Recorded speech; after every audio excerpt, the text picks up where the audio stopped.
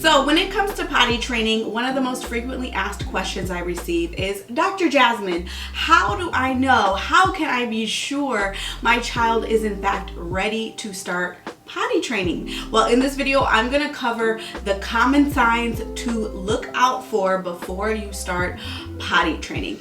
Now, before we dive into this episode, I want to quickly say that if you are watching or listening to this episode right around the time that it comes out, I will be teaching a live potty training class. So you can go to themomspsychologist.com/potty bootcamp for all the information about the class. But I will be teaching the ins and outs of potty training, and I'll also be doing some live Q&A so that you can get your specific question answered. So it's going to be a lot of fun. I'm super excited about this class. I hope that you will join us. Again, go to themomspsychologist.com/potty bootcamp. If you are watching on YouTube, then the link will be in the description.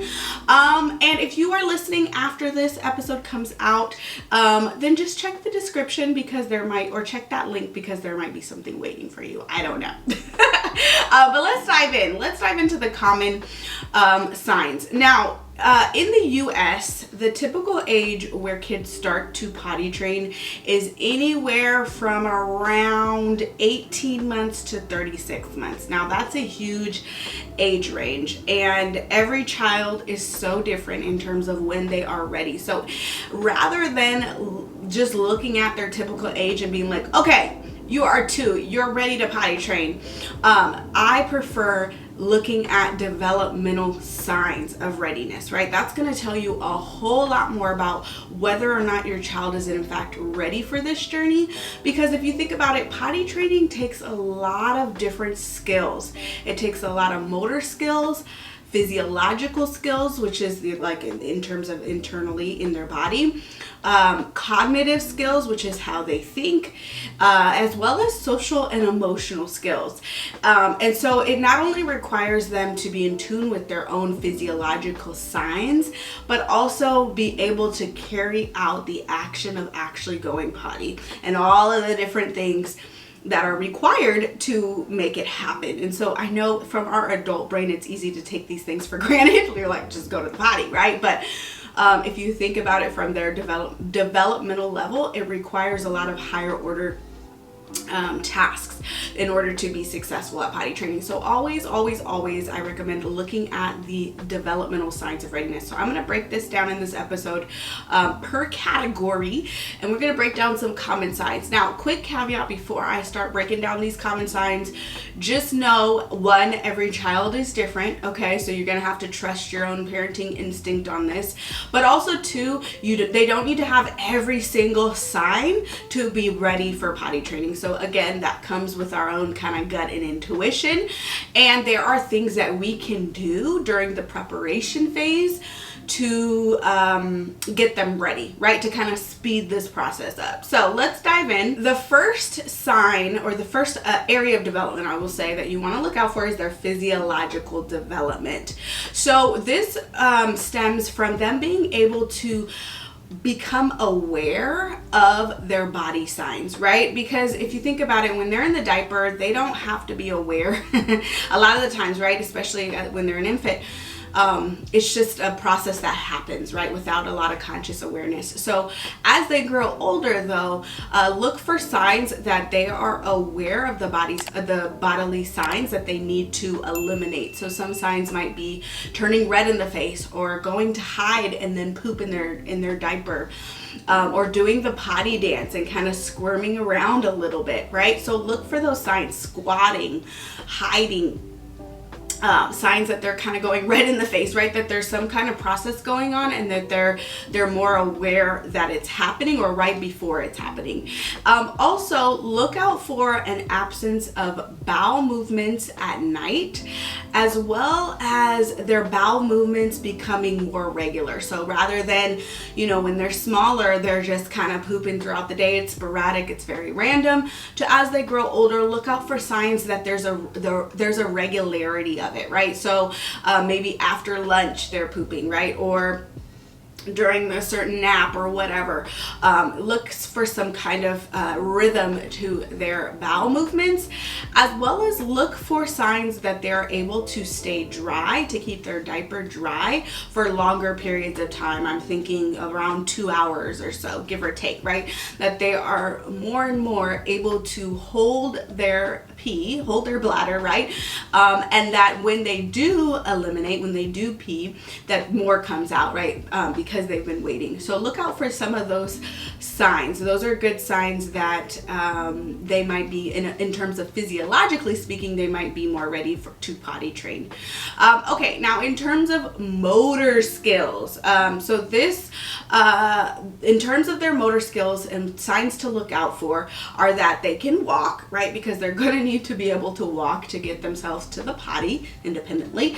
Also look for signs that they can handle their clothing. So they can push down their pants, they can pull up their pants and their underpants or whatever, that they are able to kind of do some of that independently. Now this is one of those areas where you can absolutely help them and assist them and start more and more encouraging them to do this process, or to at least try and practice pushing down their pants and pulling up their pants. This is going to be a really, really good skill for them to at least have, some warming up to before you start the journey of potty training. Also look for signs that they can stay, seated for, not a super long time, but they can stay seated in one place for, couple seconds, 30 seconds, because that is another skill that they're going to need when it's time to potty, and especially poop in the potty. Now, in terms of cognitive and verbal skills, so this is their ability to think and register communication and obviously communicate, right? So one of the signs that you want to look out for is that they're able to connect their body sensations with taking the appropriate action to do so, right? This is something that we often take for granted. It's easy to take for granted. You're like, just go to the potty. But this is a higher order thought, right? To be able to register that I have a body sensation that's telling me I need to eliminate, and that then I can go take the action, take the steps necessary to put my pee and poop in the potty. Now, if you think about it, it takes them having symbolic thought, right? To first to register that they have a body sensation, one. Then symbolic thought to picture the potty in their mind and be like, oh, okay, that's what I need to do, right? And to develop a plan for how they're going to get themselves from point A to point B, which is the potty. And then the memory, the concentration, the focus to actually carry out that action. That also requires some delayed gratification, because 9 times out of 10, they're doing something much funner than going to the potty. And so they're going to have to use some of that impulse control and delayed gratification to get themselves to the potty. And of course, we help them through this process. But just to kind of highlight how many different areas of development that potty training takes. Not only that, they have to, once they've used their focus and concentration to get them to the potty, then they also need to use more motor skills to push down their pants, sit on the potty, impulse control to actually sit in one place, and then eliminate. And then not only flush and wash their hands and all of that stuff. So there's a lot that goes on in the realm of potty training. So just keep that in mind. And so what you're looking for is that symbolic thought. So that can come in the form of being able to use different items to symbolize different things. So for example, using a bandana to symbolize a phone. That's takes symbolic thought. So look out for those signs that they're able to do that. And look for signs of problem solving, right? Because problem solving is required to get themselves from point A to point B, right? So are they able to develop a plan to get their beloved toy from their sibling, right? That's a good sign of problem solving. Might not be the perfect solution to their problem, but they are using some problem solving skills, right? I have a problem and this is how I'm going to get that problem solved. That's an area of problem solving. Also, being able to follow simple directions, right? Please pick up that trash. Please sit down over here, right? Being able to follow very simple instructions is also a good cognitive sign that they are able to potty train, because of course they're going to need those skills when it comes time to do to go potty, right?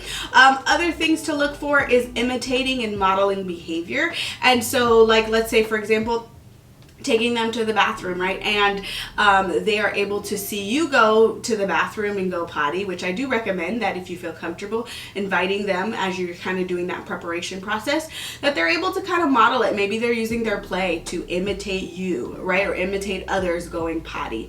That's a good sign, but it can be, again, it doesn't have to relate to potty training, just that idea that they can imitate and model after behavior or things that they've seen in the environment. And oftentimes kids will do this throughout play. That's a good sign that they are cognitively ready to potty train. Another good sign, this isn't essential, but a good sign is if they're able to communicate that they need their diaper changed. I mean, that is like, woo, yes, we love to see it, right? Because they are recognizing that they feel uncomfortable, they don't like that feeling, and they are using their communication skills to be able to tell you, look, I need a potty, I need a diaper change, right? That is a great sign, right? Another sign, a good sign to look out for, but again, not essential at all, but it definitely will help throughout the process, is if they're able to use words to communicate the potty, like they have some potty talk, right, if you will, right? So they can say pee or poop or potty. Again, not essential, but it definitely will come in handy during the process. And again, these are things that you can start to teach them before you start the journey of potty training, so that they are more ready for the journey ahead. Now let's talk about emotional and social skills. So these are the most subtle and often the hardest ones to pick up on, but basically what you're looking for is an increased self-reliance. And really the toddler years, they're all about being able to assert their independence, or their need for independence, right? Their need to say no and have a boundary, and to exert their will and to share their preferences with you. But that is a good sign, although it's, not always preferable on us or the most convenient for us parents and caregivers. This is a good sign, right, that they want to be more self-reliant, which potty training is, it's a journey in which they have more and more independence. And so that's a good sign to look out for. Very, very subtle and might not always be the best, from our perspective, but that is a good sign. Another good sign is expressing interest in the potty, just being interested in the potty, looking at it, looking at pictures, being, loving to read about potty books and watching shows about potty, or being interested when you're going to the potty and wanting to follow you in, or again, looking for those themes in play, just where they're just developing this interest in the whole concept of a potty, right? And putting their pee and poop in the potty. That's a great sign that they are ready, right? That they are ready for that journey ahead. And again, you don't need all of these signs for your child to be deemed ready. There are also other ones that I'm not mentioning in this episode, but these are like the most common ones. But again, your child doesn't need all of them.